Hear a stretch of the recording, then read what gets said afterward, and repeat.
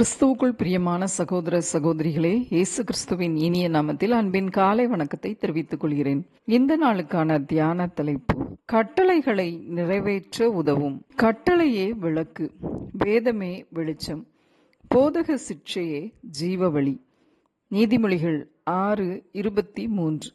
ஒரு சிறு கிராமம் இருந்தது. அங்கு உள்ள தேவாலயத்தில் ஒரு முதியவர் தனது சிறுவயது முதல் ஆண்டவருக்கு பயந்து ஆலய பணிவிடை செய்து வந்தாராம்.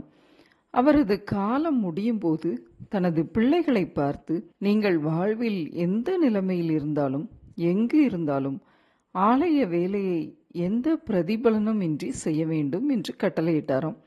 அவர் மரித்த பின்பு அவரது பிள்ளைகள், ஆண்களும் பெண்களும், பல கிராமங்களிலும் பட்டணங்களிலும் மிக வசதியோடு வாழ்ந்து வந்தாலும் இன்றும் ஆலய பணிவிடைகளை நிறைவேற்றிக் கொண்டு இருக்கின்றனர்.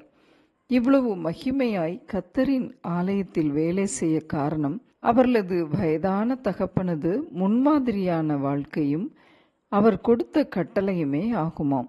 பிள்ளைகளும் சந்ததியாரும் ஆண்டவருக்கு சேவை செய்யும் போது அந்த குடும்பங்கள் தலைத்து ஓங்கி சிறந்து காணப்படுகிறது.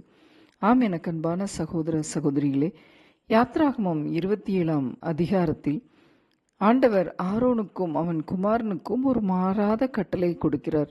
இது தலைமுறை தலைமுறையாக நித்திய கட்டளையாய் இருக்கிறது என்று.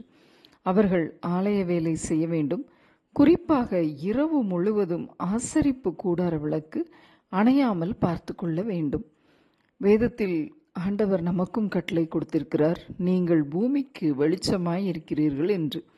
நம் இருதயத்திலும் ஜீவதேவனின் வெளிச்சம் அக்கினி வைக்கப்பட்டு இருக்கிறது. அது அணைந்து போகாதபடி அனுதினமும் அணையா விளக்காய் அதன் திரியை நாம் தூண்டிக்கொண்டே இருக்க வேண்டும்.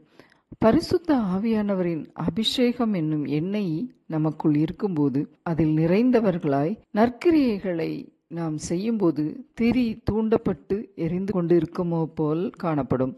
கர்த்தரின் வருகை மட்டும் அவர் சொன்ன கட்டளைகளை நிறைவேற்றுகிறவர்களாய் நாம் இருப்போம்.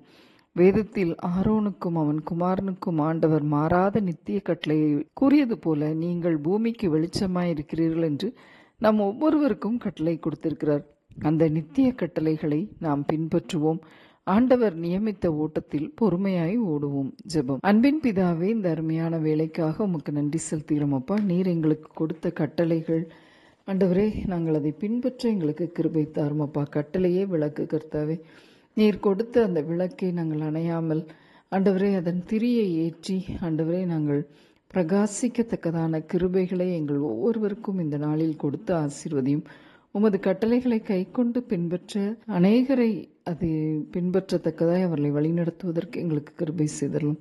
மீட்பர் இயேசு கிறிஸ்துவின் மூலமாய் வேண்டிக் கொள்கிறோம் பரமபிதாவே, ஆமென்.